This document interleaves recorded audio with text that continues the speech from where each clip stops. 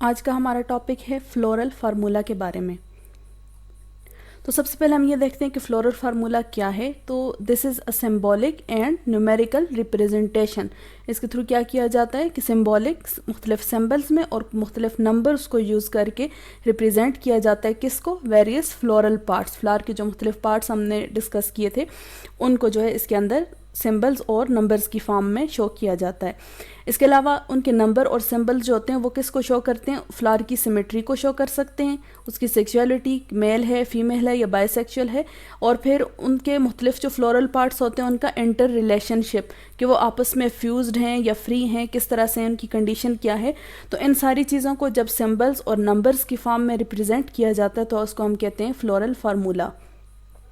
एक floral formula जो होता है ये बहुत ज़्यादा इंपॉर्टेंट है क्योंकि इसके थ्रू हम जितने भी एंजियोस्पर्मिक फैमिलीज़ हैं, मतलब जो फ्लावरिंग प्लांट्स हैं, उनके मुख्तलिफ कैरेक्टरिस्टिक्स को आसानी से याद कर सकते हैं। अगर आपको एक फैमिली का या किसी एक स्पीशी का फ्लोरल फार्मूला याद है और आप उसको आसानी से फिर उसकी डिस्क्रिप्शन लिख सकते हैं कि इसकी कितनी सेपल्स हैं, कितनी पेटल्स हैं, बाकी जितने भी फ्लोरल पार्ट्स हैं उनके बारे में आप आसानी से लिख सकते हैं और उसको डिस्क्राइब कर सकते हैं।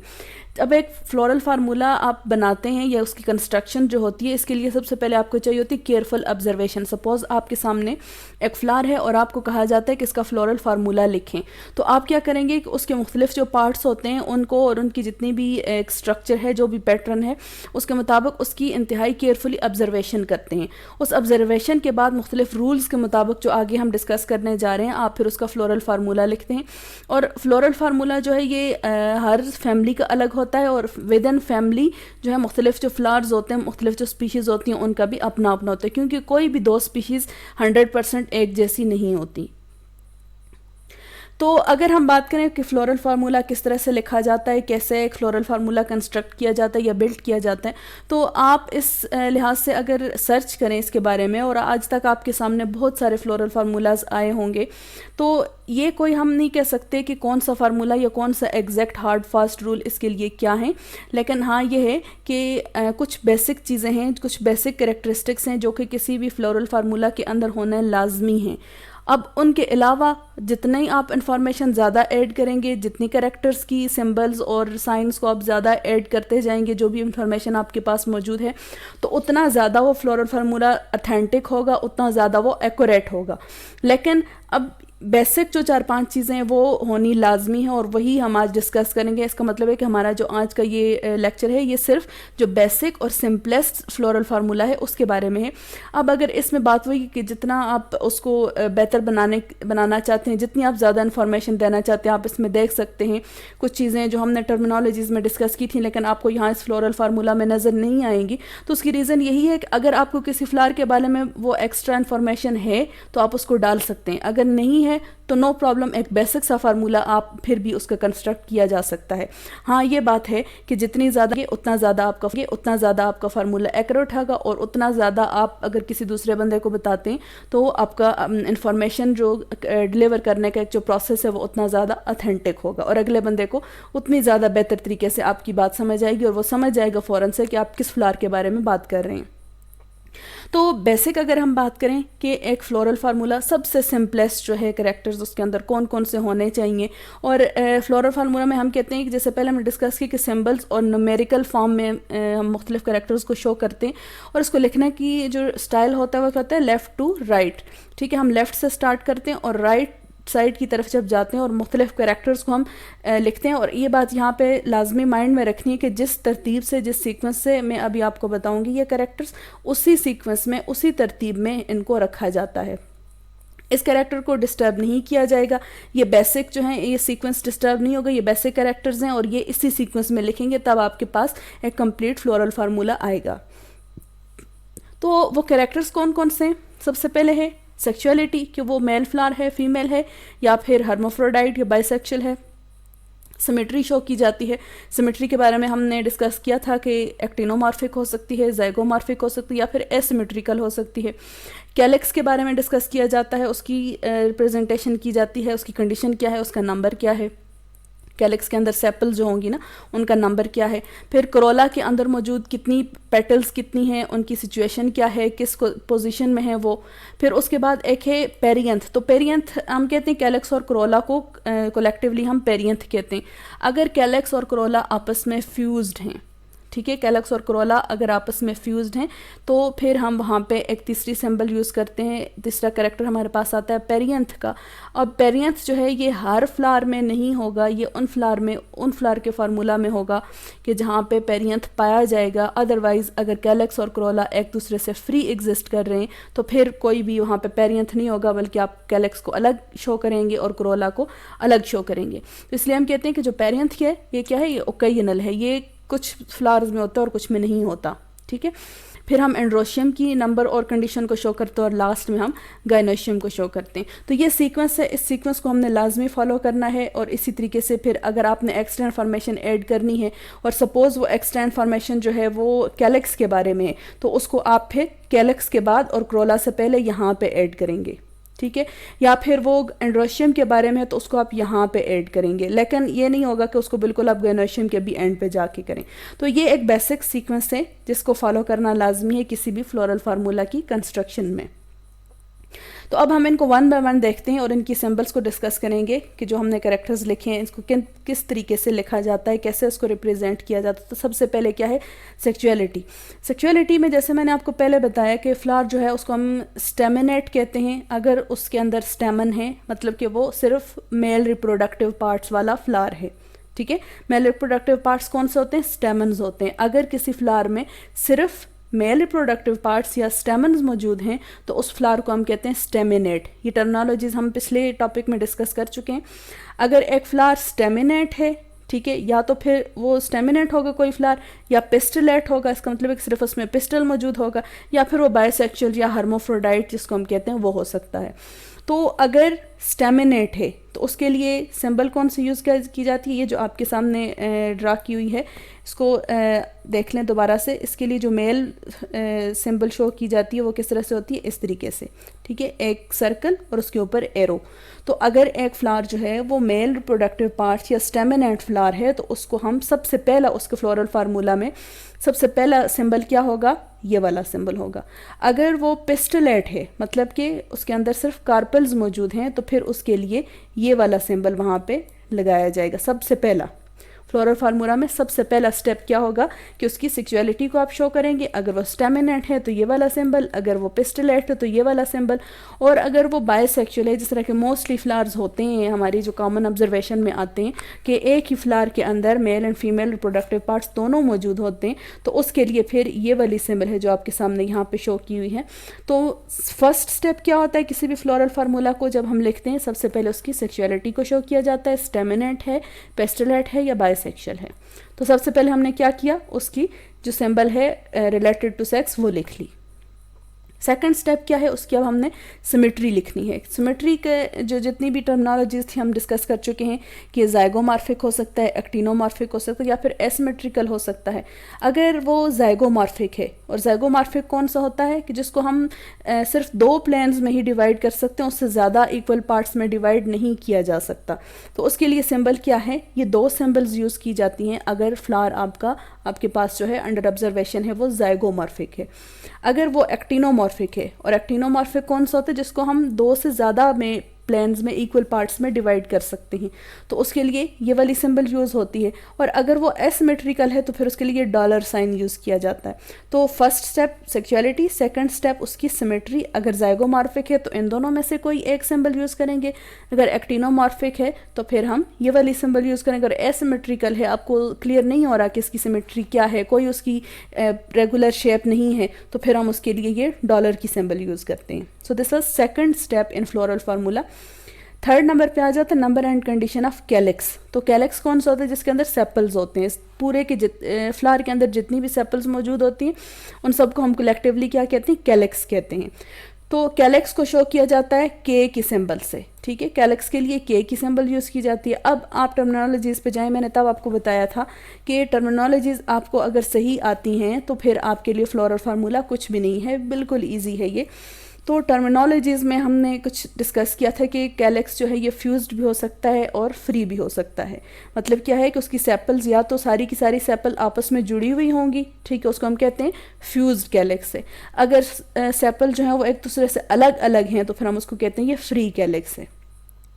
तो अगर फ्री है, फ्री के लिए हम यूज़ करते हैं एन जो है के के साथ एन, ठीक है, और फ्यूज्ड के लिए के के साथ एन यूज़ किया जाता है, लेकिन एन को ब्रैकेट में रखा जाता है, ठीक है। अब एन जो है ये उसके फ्री या फ्यूज्ड होने की निशानी नहीं है, ये सिंबल है नंबर के लिए कि उसकी कितनी सेपल्स हैं। अब फ्री या फ्यूज्ड का पता हमें कैसे चलता है, इस ब्रैकेट से, ठीक है। अगर ब्रैकेट मौजूद है तो it means this is fused, अगर ब्रैकेट मौजूद नहीं है तो इसका मतलब है कि ये फ्री है। अब n का मतलब क्या है, n is the number of, ये पेरियंथ लिखा है गलती से, it's the number of sepals, ठीक है। तो अगर कोई फ्लावर है उसके अंदर आप सबसे पहला फीचर, सबसे पहले हमने क्या नोट किया, उसकी सेक्स नोट की, फिर उसकी सिमेट्री नोट की, उसके बाद जब आप कैलेक्स पे आते हैं तो अगर सपोज वो फ्री कैलेक्स हैं उसके, ठीक है, फ्री कैलेक्स हैं तो और आप उनको काउंट करेंगे, फ्री पहले तो कैलेक्स लिखने के लिए आप लिखोगे के, ठीक है, फिर आप काउंट करोगे कि उसकी कैलेक्स कितनी है, सपोज उसकी 5 है कैलेक्स, ठीक है, तो 5 कैलेक्स के लिए आप लिख लोगे 5, ठीक है। और अगर कैलेक्स उसकी फ्यूज्ड हैं तो उसके गिर्द ब्रैकेट बना लेंगे, ठीक है। तो ये तरीका है जिसके थ्रू हम कैलेक्स को शो कर सकते हैं, रिप्रेजेंट कर सकते हैं। अब चाहे कैलेक्स हो चाहे क्रोला हो, आगे आप देखेंगे कि जो कोई भी हो, फ्यूज्ड और फ्री के लिए यही जो ब्रैकेट वाली टेक्निक है यही यूज़ की जाती है। तो तीसरा कैरेक्टर कौन सा है, कैलेक्स का, जिसके अंदर हमने देखा कि इसको डिनोट किया जाता है या रिप्रेजेंट किया जाता है विद सिंबल या लेटर ए, और अगर फ्री होगी तो हम उसको बगैर ब्रैकेट के शो करेंगे, और एन का मतलब है नंबर, कि उसको काउंट करेंगे कितने उसके अंदर सेपल्स हैं, और अगर वो फ्यूज्ड हैं सारी की सारी सेपल्स तो फिर हम उस नंबर के गिर्द ब्रैकेट बना देंगे। चौथे नंबर पे है number and condition of Corolla. अब हम पेटल्स पे आ गए। तो क्रोला क्या है, दिस इज़ द वर्ल्ड और collection of all petals in a flower, इसको शो किया जाता है विद सिंबल सी। तो इसमें भी वही बात है, अगर क्रोला फ्री हैं तो उनको उसी तरीके से सी और साथ एन, एन का मतलब है नंबर, ठीक है, एन मीन नंबर। तो नंबर कितना होगा, अगर कोई फ्लावर है उसके अंदर आप काउंट करें कि उसकी पेटल्स जो हैं वो 5 पेटल्स हैं, ठीक है, या 4 पेटल्स हैं, तो फिर आप क्या लिखोगे, C5, ठीक है। C5 का मतलब क्या होगा, अगर ये ब्रैकेट के बगैर C5 लिखा हुआ है तो इसका मतलब होगा कि ये इसकी पेटल जितनी भी हैं ये फ्री हैं। जिस तरह से हम एक टिपिकल फ्लावर बनाते हैं 2, 3, 4 और 5, ये 5 उसकी पेटल्स हैं और ये हर पेटल क्या है, फ्री है, ये एक दूसरे से अलग अलग है। तो इस तरह के फ्लावर को हम शो करेंगे विद सिंबल C एंड 5। अगर ये इस तरह से हो कि जितने भी आपको नज़र आ रहे हैं फ्लावर, अक्सर हम इस तरह का ड्रा करते भी हैं कि इस तरह से है, ठीक है, इस तरह का कोई फ्लावर है तो उसको हम शो करते हैं कि उसकी जो सेपल्स हैं या पेटल्स हैं ये अब फ्यूज्ड हैं, ठीक है। अब इसकी पेटल्स फ्यूज्ड हैं तो फ्यूज्ड के लिए हम फिर ब्रैकेट शो करेंगे, और इसकी अगर 5 होंगी तो हम क्या करेंगे कि C और 5 इन ब्रैकेट, ठीक है, 5 इन ब्रैकेट। तो फोर्थ कैरेक्टर कौन सा है, क्रोला। क्रोला को कैसे शो किया जाता है, C से शो किया जाता है। अगर क्रोला के अंदर मौजूद जो पेटल्स हैं वो फ्री हैं तो फिर हम N को बगैर ब्रैकेट के रखते हैं और N की जगह पे क्या लिखते हैं हम, नंबर ऑफ पेटल्स। अब अगर वो पेटल्स फ्यूज्ड हैं आपस में, ठीक है, तो फ्यूज्ड के लिए हम कौन सी टेक्निक यूज़ करते हैं कि उसके नंबर के गिर्द ब्रैकेट बना देते हैं। तो चौथे नंबर पे हम क्या लिखते हैं, क्रोला के बारे में। 5वें नंबर पे हम लिखेंगे कंडीशन ऑफ पेरियंस को, जो कि एक एक्सेप्शनल है और ओकेजनली लिखा जाता है, लेकिन उससे पहले हम जा रहे हैं एक और टेक्निक पे और इसका ताल्लुक भी इसी क्रोला के साथ है।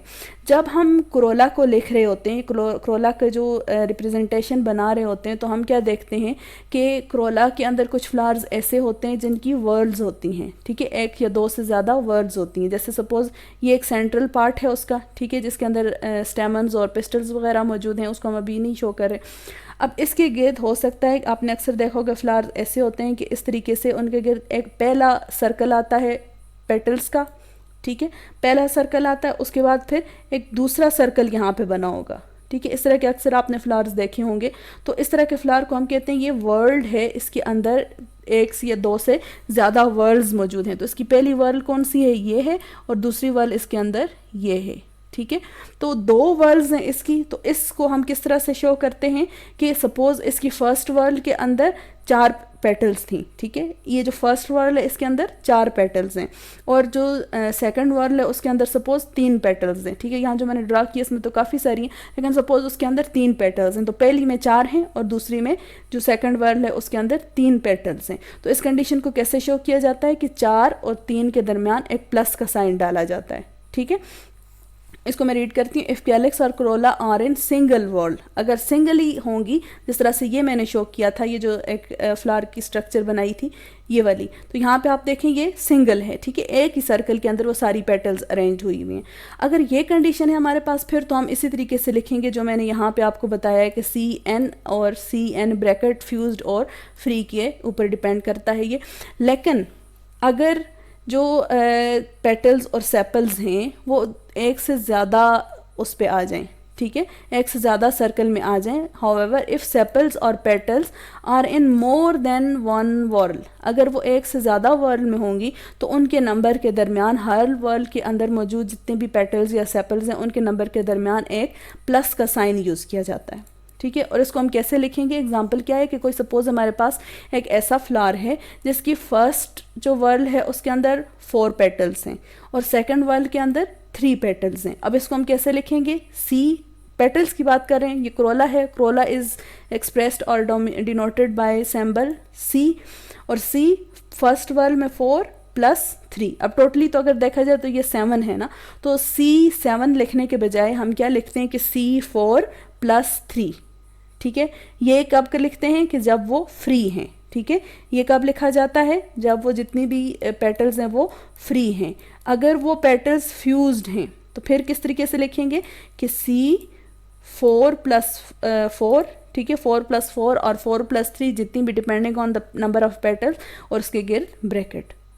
ठीक है, तो वर्ल्ड्स जो हैं, अब अगर ये पेटल्स की भी हो सकती हैं, ये सेपल्स की भी हो सकती हैं। अगर वो सिंगल सर्कल में है तो फिर तो हम नॉर्मली उनको लिखेंगे। अगर वो ग्रुप्स की फॉर्म में है, मतलब कि एक पहले सर्कल आता है उसके अंदर कुछ है और उसके बाद फिर दूसरे सर्कल में कुछ पेटल्स या सेपल आ जाती हैं, तो उस कंडीशन को हम दरमियान में एक प्लस के साइन से शो करते हैं। अगर वो फ्यूज्ड हैं तो ब्रैकेट के अंदर, और अगर फ्री हैं तो बग़ैर ब्रैकेट के। तो ये दोनों, ये चीज़ जो है ये रेलेवेंट है विद कैलेक्स एंड क्रोला। ठीक है, कैलेक्स के अंदर भी ये कंडीशन अप्लाई हो सकती है और क्रोला के अंदर भी ये कंडीशन अप्लाई हो सकती है। तो सबसे पहले मैं अब यहाँ तक जितना हमने देखा उसकी समरी में बताती हूँ। सबसे पहले हम क्या करते हैं, सेक्सुअलिटी को देखते हैं। स्टेमिनेट है, पेस्टुलेट है या बायसेक्सुअल, और उसकी अपनी अपनी सिंबल्स होती हैं। सेकंड हम क्या करते हैं कि उसकी सिमेट्री को नोट करते हैं, ज़ाइगोमॉर्फिक है, एक्टिनोमॉर्फिक है या फिर एसिमेट्रिकल है। थर्ड नंबर पे हम उसके कैलेक्स को देखते हैं कि सबसे पहली बात तो ये कि उसको के से डिनोट किया जाता है, और अगर वो फ्यूज्ड है तो उसको ब्रैकेट में लिखते हैं उसका नंबर, और अगर वो फ्यूज्ड नहीं है, फ्री है, तो फिर उसका नंबर हम ओपनली लिखते हैं के फ़ौरन बाद। ठीक है, फोर्थ नंबर पे हम क्रोला को लिखते हैं और इसको डिनोट किया जाता है, जितनी भी पेटल्स होती हैं उसके लिए हम C को, वर्ड C का लेटर यूज़ करते हैं। अगर वो पेटल्स जितनी भी हैं वो फ्री हैं तो फिर C और N उसका नंबर जितना भी हुआ, और अगर वो फ्यूज्ड हैं तो C और फिर ब्रैकेट में उनका नंबर। अगर सेपल्स और पेटल्स सिंगल सर्कल के अंदर या सिंगल वर्ल्ड के अंदर मौजूद हैं तो फिर तो हम सिंपली उनको इसी तरीके से लिख लेते हैं कि C और उसके बाद उनका नंबर, या फिर C और ब्रैकेट में उनका नंबर। लेकिन अगर वो एक से ज़्यादा सर्कल्स या एक से ज़्यादा की कम्बिनेशन में मौजूद हैं तो फिर हम उनके लिए एक प्लस का साइन दरम्यान में डालते हैं। पहले एक वर्ल्ड का नंबर लिखते हैं, फिर प्लस, फिर सेकेंड वर्ल्ड को लिखते हैं। अगर फ्री हैं तो बग़ैर ब्रैकेट के, अगर फ्यूज्ड हैं तो ब्रैकेट के अंदर।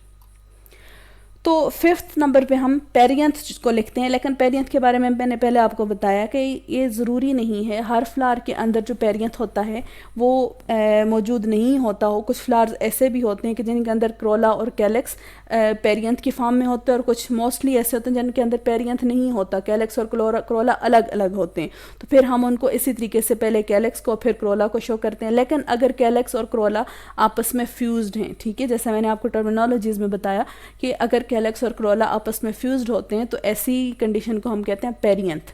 अगर पेरियंथ मौजूद है, ठीक है, अगर पेरियंथ मौजूद है तो उसको हम शो करते हैं विद सिंबल P।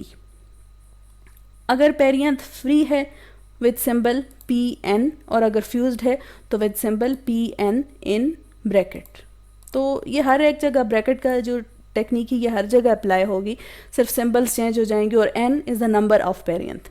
ठीक है, तो ये सिंपल सा है, लेकिन एक बात इसमें जो याद रखने की है कि ये हर एक में नहीं होता। जहाँ पे पेरियंथ मौजूद होगा वहाँ पे आप इसको इस तरीके से नोट करेंगे, अदरवाइज आप कैलिक्स और क्रोला को अलग अलग ही शो करेंगे।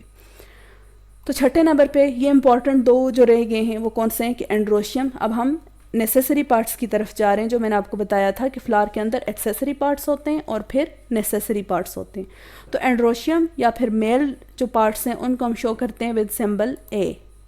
ठीक है, अगर एक फ्यूज्ड है, जितने भी मतलब उसके अंदर एंड्रोशियम के अंदर मौजूद जितने भी स्टेमन्स हैं, ठीक है, एंड्रोशियम क्या है, this is the collection of all stamens present in a flower.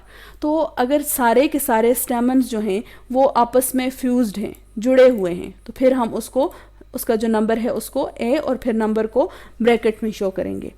अगर एंड्रोशियम्स के अंदर मौजूद जितने भी जो स्टेमन्स हैं वो फ्री हैं, हर एक स्टेमन जो है वो फ्री मौजूद है, तो उसको हम क्या करते हैं, अलग से जितना भी नंबर है उसको बग़ैर ब्रैकेट के शो करते हैं। तो फ्यूज्ड एंड्रोशियम कैसे हो सकता है कि सपोज़ ये है, ठीक है, और इसी के साथ जो है आपको नज़र आए कि इस तरह से और इस तरह से, इसी के साथ ही एक ही जगह से फ्यूज्ड फॉर्म में आपको सारे जो हैं स्टेमन्स नज़र आ रहे हैं, तो दिस इज़ फ्यूज्ड कंडीशन, और इसके लिए हम ब्रैकेट का साइन यूज़ करते हैं। ठीक है, या फिर दूसरी कंडीशन जो फ्री की है, तो वो कैसे हो सकती है कि हर स्टेमन जो है वो अलग अलग हो, वो दूसरे के साथ फ्यूज नहीं है, तो इसको हम कहते हैं दीज आर फ्री स्टेमन्स, और इसके लिए इसको शो करने के लिए हम जो ब्रैकेट की सिंबल है वो यूज़ नहीं करते। अगर आप इसी की बात करें, सपोज़ हमने इसी कंडीशन को नोट करना है, तो हम क्या लिखेंगे, A। ठीक है, A तो इसलिए कि ये एंड्रोशियम है, और फिर सेकंड हम देखेंगे कि ये फ्यूज्ड हैं। ठीक है, इसका मतलब कि ये ब्रैकेट में आएंगे, लेकिन हैं कितने, तो कितने हैं, 1 2 3 4 और 5। तो इसके लिए क्या लिखेंगे हम यहाँ पे, ब्रैकेट के अंदर ब्रैकेट 5 और ब्रैकेट क्लोज। ठीक है, तो इस तरफ अगर आए, इसको हम कैसे लिखेंगे, अब ये फ्री फॉर्म में है, तो इसके लिए सबसे पहले तो A। ठीक है, और ये फ्री हैं तो ब्रैकेट नहीं होगी, लेकिन हैं कितने, तो ये 4 हैं, तो इसको हम इस तरीके से लिख लेंगे। ठीक है, तो छठे नंबर पे हम क्या लिखते हैं, एंड्रोशियम को, कि वो फ्यूज्ड है या फ्री फॉर्म में है, और उसके लिए सिंबल कौन सी यूज़ की जाती है, A की। फिर हम लास्ट जो है हमारे पास आ जाता है गायनोशियम। तो गायनोशियम के अंदर कौन क्या चीज़ मौजूद होती है, जितने भी कार्पल्स या पिस्टल्स जितने भी हैं उनको कलेक्टिवली हम कहते हैं गायनोशियम। इसको नोट किया जाता है विद सिंबल G। ठीक है, और फ्यूज्ड और फ्री का तो वही किस्सा है कि अगर फ्यूज्ड होंगे तो हम उनको किस में शो करेंगे, ब्रैकेट में उसका नंबर शो करेंगे, अगर फ्री होंगे तो उसको हम बग़ैर ब्रैकेट के नंबर शो करेंगे। लेकिन यहाँ पे एक और टर्म भी आ जाती है कि इन्फीरियर एंड सुपीरियर ओवरी। ठीक है, आपको पता है कि जो गायनोशियम है उसके अंदर या जो पिस्टल है उसके अंदर कौन कौन से पार्ट्स मौजूद होते हैं, स्टिग्मा, स्टाइल एंड ओवरी। तो ओवरी की जो पोजीशन है सॉरी ओवरी की जो पोजीशन है उसके लिहाज से हम ओवरी की दो क्लासिफिकेशन करते हैं, या तो ओवरी को हम कहते हैं ये सुपीरियर है या फिर इन्फीरियर है। इसके बारे में मैं आपको अभी बताती हूँ। लेकिन अगर सुपीरियर है ओवरी तो उसको हम एक नीचे लाइन जो है उससे शो करते हैं। ठीक है, अंडरलाइन किया जाता है। अगर इन्फीरियर है तो उसके ऊपर जो है आपको एक बार या एक आर्क सी या एक लाइन नज़र आएगी। ठीक है, तो ये तो सिंपल सी बात आ गई कि सबसे पहले हमने कहा कि जी से गायनोशियम को डिनोट किया जाता है। जी एन का मतलब है कि गायनोशियम जो है वो फ्यूज्ड है, और जी एन बग़ैर ब्रैकेट के जो है इसका मतलब है कि गायनोशियम फ्री फॉर्म में है। अगर उसके अंदर मौजूद ओवरी सुपीरियर है तो फिर उसके नीचे एक जी के नीचे एक लाइन लगाई जाती है। अगर ओवरी इन्फीरियर है तो उसके ऊपर जो है एक लाइन या एक बार आपको नज़र आएगा। अब हम बात करते हैं कि सुपीरियर और इन्फीरियर ओवरी का क्या मतलब है। ये असल में ये टर्मिनोलॉजीज़ के टॉपिक के अंदर होना चाहिए था, तो अनफॉर्चुनेटली वहाँ में मिस हो गया था, इस वजह से अब आज हमें यहाँ पे डिस्कस करना पड़ रहा है। लेकिन ये टर्मिनोलॉजीज़ में आता है और this is the one of basics terminologies in flower morphology. तो ओवरी को हम सुपीरियर उस सिचुएशन में कहते हैं कि जब ओवरी जो है वो रिसेप्टिकल के ऊपर अटैच होती है, आपको पता है इस बात का। लेकिन ओवरी इस तरह से अटैच हो कि बाकी जितने भी फ्लोरल पार्ट्स हैं उनसे वो ऊपर हो। ठीक है। तो ओवरी के अलावा बाकी फ्लोरल पार्ट्स कौन से होते हैं, जितने भी आ जाते हैं, कैलेक्स, क्रोला, स्टेमन्स, ठीक है, कैलेक्स, क्रोला और स्टेमन्स। तो अगर कैलेक्स, क्रोला और स्टेमन्स नीचे हों और ओवरी उनसे ऊपर हो तो ऐसी ओवरी को हम कहते हैं सुपीरियर ओवरी। यहाँ पे अगर आप देखें यहाँ पे, तो ये क्या है, सबसे पहले ये ग्रीन आपको नज़र आ रहे हैं, ये उनकी सेपल्स हैं। फिर उसके ऊपर ये येलो पेटल्स नज़र आ रहे हैं, ये पेटल्स भी यहाँ से अराइज हो रही हैं, ठीक है। फिर आपको स्टेमन्स नज़र आ रही हैं और वो भी बिल्कुल पेटल के डायरेक्ट फ़ौरन बाद वहाँ से वो निकल रही हैं। और सबसे ऊपर आपको ओवरी नज़र आ रही है, ठीक है। ये ओवरी जो है ये सेपल्स, पेटल्स और स्टेमन के बाद जो है सबसे आखिर में सबसे ऊपर जो है ये इसकी पोजीशन है। तो इस तरह की ओवरी को हम कहते हैं सुपीरियर ओवरी, कि ऐसा फ्लावर जिसके अंदर ओवरी सेपल्स, पेटल्स और स्टेमन के ऊपर हो, ठीक है। जबकि दूसरी तरफ अगर इन्फीरियर ओवरी की बात करें तो इन्फीरियर ओवरी क्या होती है कि ovary is attach to the receptacle below the attachment of other floral parts, कि जितने भी बाकी पार्ट्स हैं उनसे नीचे हो। तो यहाँ पे देखें सबसे पहले ओवरी है, ठीक है, ये ओवरी है ना, तो सबसे पहले ओवरी, फिर उसके बाद सेपल्स हैं, फिर पेटल्स हैं और फिर उसके अंदर जितने भी मौजूद जो स्टेमन्स वगैरह हैं वो मौजूद हैं। बल्कि जो फीमेल पार्ट का कार्पल का जो बाकी हिस्सा है, जो स्टिग्मा और स्टाइल है, वो भी ऊपर है, वो तो ज़ाहिर ऊपर ही होगा क्योंकि उसके बॉटम में ओवरी होती है। लेकिन सेपल्स, पेटल्स और स्टेमन्स जो हैं वो क्या हैं, उस ओवरी के ऊपर हैं। तो ऐसी सिचुएशन में हम ओवरी को क्या कहते हैं, इन्फीरियर ओवरी, ठीक है।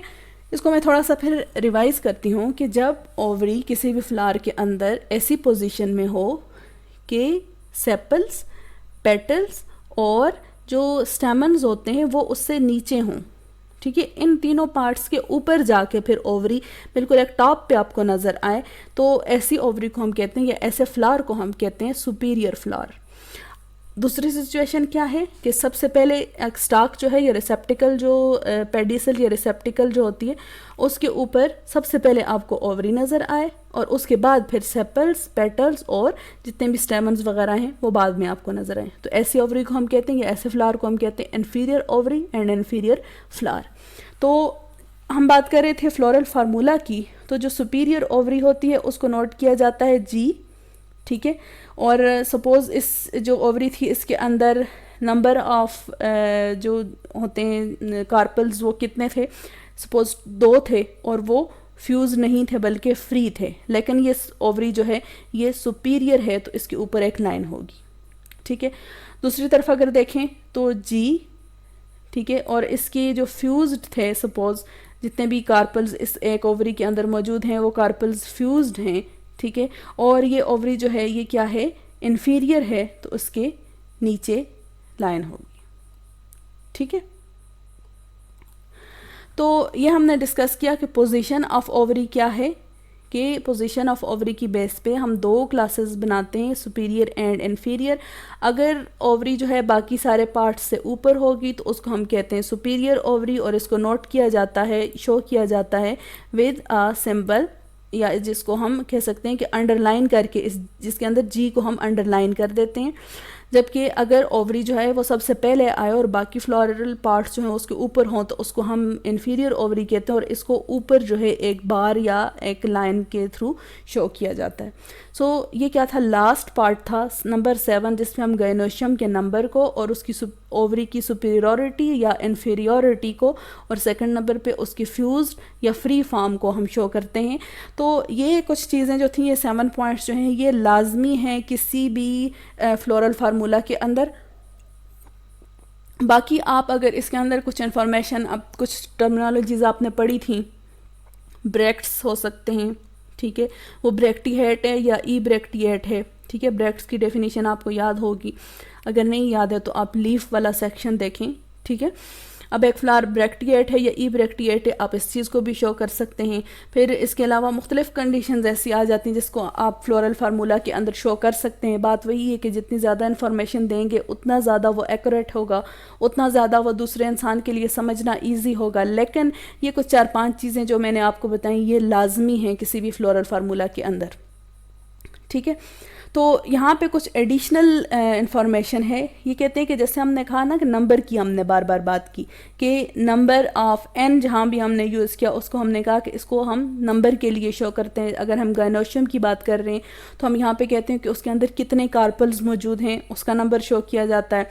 फिर एंड्रोशियम की बात की तो हमने फिर नंबर को यूज़ किया, n को यूज़ किया, तो इसके अंदर मतलब कि जितने भी स्टेमन्स जो है मौजूद होंगे उसको हम n के नंबर के थ्रू शो करते हैं।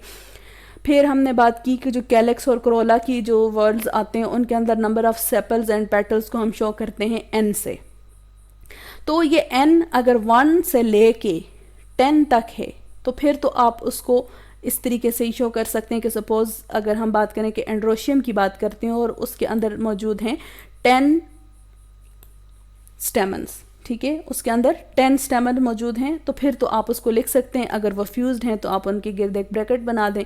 तो लेकिन अगर 10 से एक्सीड कर जाएं, 10 से ज़्यादा हो जाएं, तो फिर आप उसको काउंट नहीं कर सकते, फिर आप उसको शो करते हैं with the symbol of infinity, ठीक है, जो इन्फिनिटी एक सिंबल होती है उसके थ्रू शो करते हैं। और फिर आप उसको क्या लिखते हैं, ए। अब हम उसको काउंट नहीं कर सकते, अगर वो 10 से ऊपर चले गए तो फिर हम आप उसके आगे इन्फिनिटी की सिंबल डाल देते हैं। इसका मतलब होता है कि वो 10 से ज़्यादा हैं, ठीक है। अब चाहे ये नंबर ऑफ़ एंड्रोशियम ये में आए लिखें आप इसको, या नंबर ऑफ़ सेपल्स हों या नंबर ऑफ़ पेटल्स हों, तो अगर वो 10 से ज़्यादा हैं तो फिर आप उसके आगे ये इन्फिनिटी की सिंबल डाल दें। अगर वो 10 से नीचे हैं फिर आपको उसका नंबर लिखना होगा।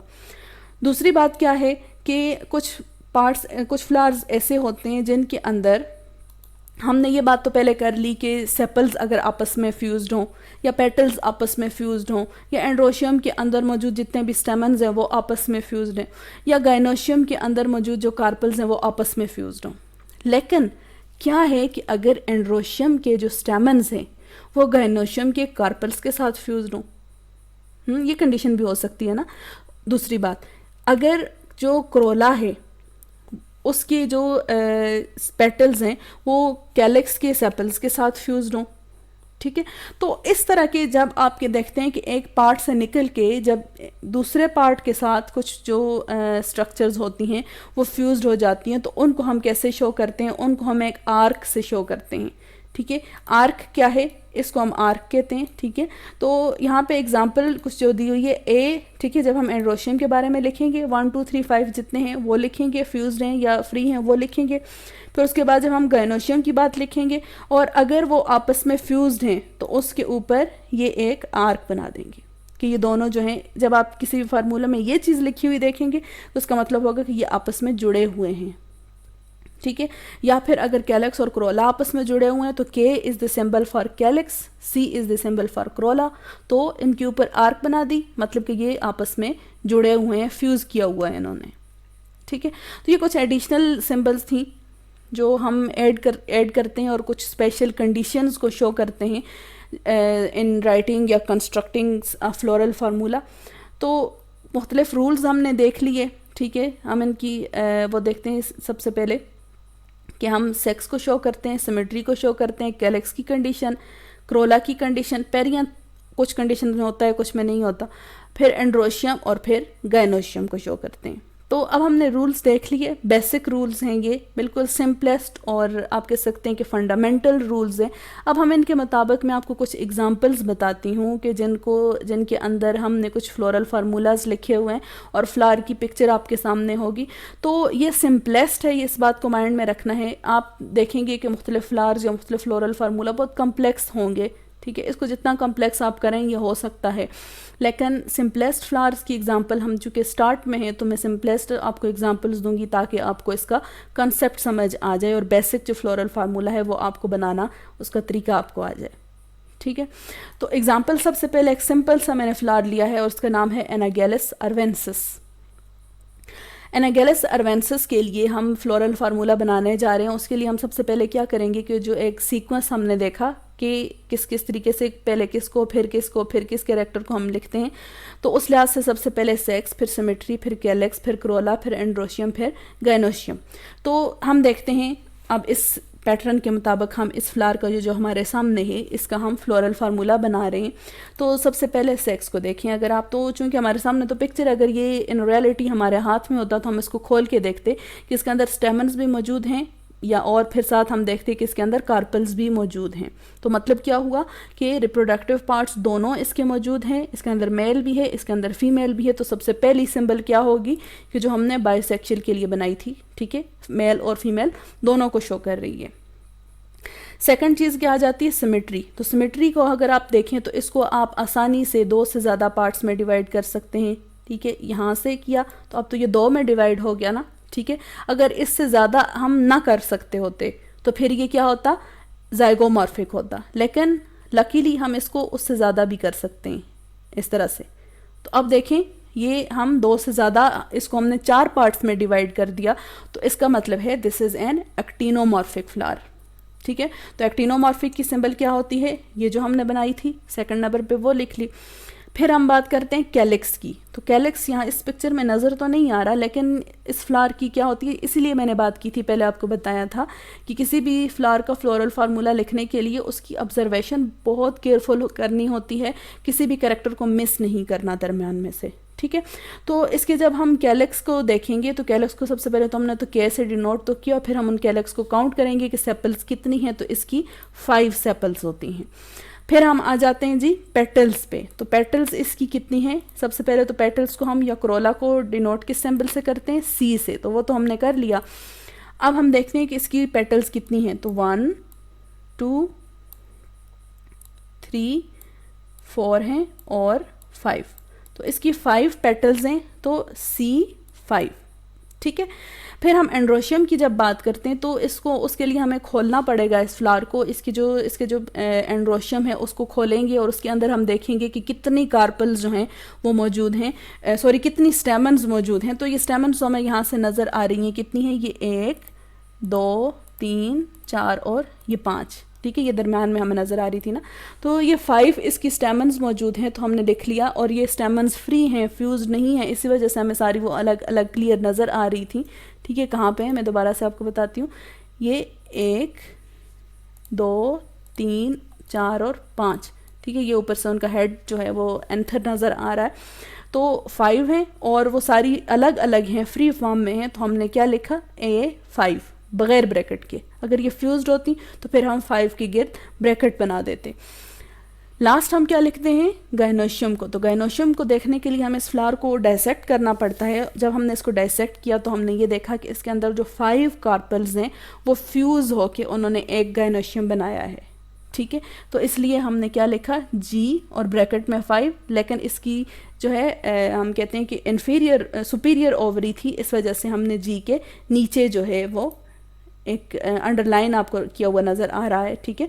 तो इस तरीके से ये एक सिंपल मैंने आपको फ्लोरल फार्मूला बनाने का तरीका बताया कि सबसे पहले हम उसकी सेक्सुअलिटी, फिर सिमेट्री, फिर calyx, Corolla, androecium and gynoecium. तो ये सिंपल सा एक फ्लावर था।